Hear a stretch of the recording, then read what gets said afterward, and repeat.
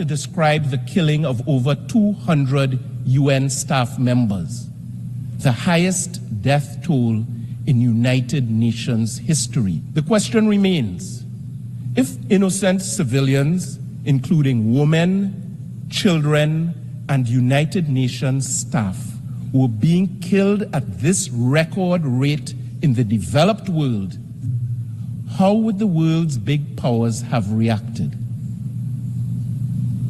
Not likely with euphemisms and platitudes.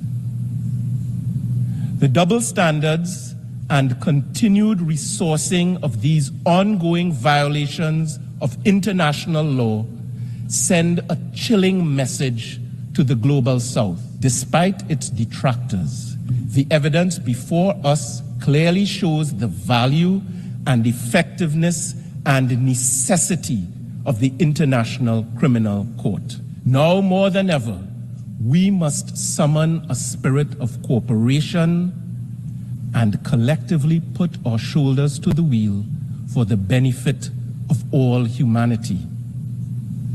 We used to say that our future depends on it, but now we have to say that our existence depends on it.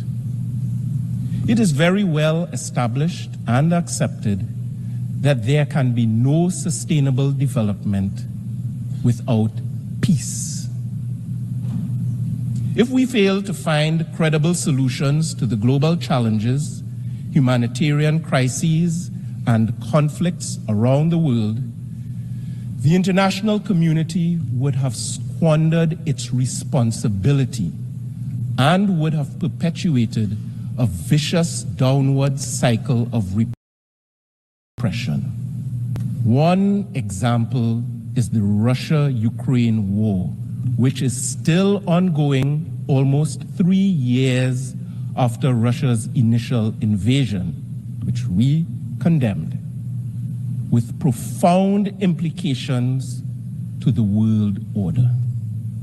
Mr. President, Trinidad and Tobago is deeply troubled by the escalation of conflict and tensions in the Middle East. We remain distressed by the ongoing war on Gaza and by the chilling flashpoints of expansion that are being deployed on a daily basis. Only someone absolutely bereft of humanity would think that it is lawful and just and even godly to respond to atrocities committed on one awful day of terror by in turn committing atrocities after atrocities. How else are we to describe the killing of over 200 UN staff members, the highest death toll in United Nations history, and the deaths of tens of thousands of civilians, including women and children? And this is not being done in secret. The entire world is watching. And the global South in particular is appalled. The question remains, if innocent civilians, including women, children, and United Nations staff, were being killed at this record rate in the developed world, how would the world's big powers have reacted? Not likely with euphemisms and platitudes. The double standards and continued resourcing of these ongoing violations of international law send a chilling message to the global South. And that message is this: there are some powerful people in this world who are of the view that a Palestinian child is less worthy of defense, protection, food, water, and life than another child. I am not of that view. The people of my country are not of that view. CARICOM is not of that view. And decent people all over the world, including in Israel, are not of that view.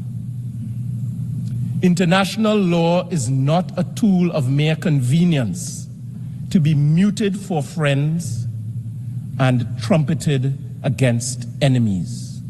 Mr. President, international law is not a tool of mere convenience to be muted for our friends and trumpeted against our enemies.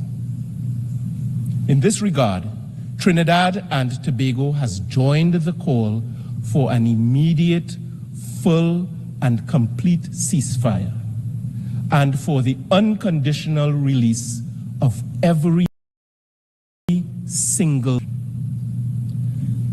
The truth is, there is no military solution to this conflict, as peace will only be achieved through negotiations in good faith and constructive dialogue among all concerned parties. Trinidad and Tobago has consistently expressed our support for a two-state solution where Israelis can live without the daily threat of terror and Palestinians can live without the daily weight of occupation, coexisting side by side as responsible members of the international community.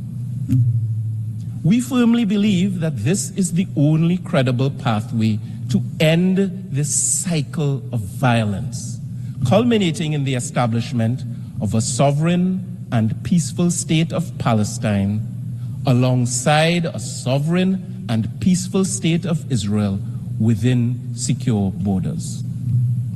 Rooted in this belief, Trinidad and Tobago took the decision to recognize the state of Palestine in our contribution to the two-state solution and in support of the legitimate aspirations of the Palestinian people for self-determination.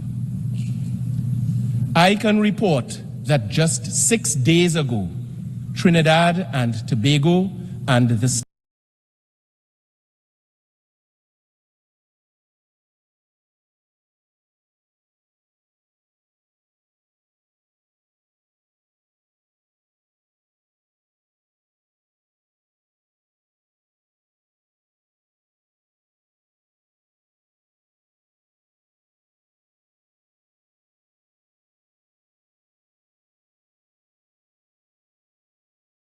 State of Palestine officially established diplomatic relations. We look forward to the day when the State of Palestine would be welcomed to take its seat in the General Assembly as a full member of the United Nations. Mr. President, I now turn to the issue affecting the International Criminal Court. Despite its detractors, the evidence before us clearly shows the value and effectiveness and necessity of the International Criminal Court. As a country that advocated for the establishment of the ICC via the tireless work of our former Prime Minister and President, A.N.R. Robinson, Trinidad and Tobago remains resolute in our support of the court's mandate to help put an end to impunity for the perpetrators of the most heinous crimes and to provide a glimmer of hope to all victims of those crimes seeking justice within the jurisdiction of the court. To this end, we continue to encourage all states that have not yet done so to ratify and fully implement the Rome Statute of the ICC. It was the late Reverend Dr. Martin Luther King Jr. who once said, "It is not possible to be in favor of justice for some people and not be in favor of justice for all people." For this reason, Mr. President, Trinidad and Tobago condemns, rejects, and repudiates any and all attempts to impede, intimidate, or improperly influence the court and its very courageous officials.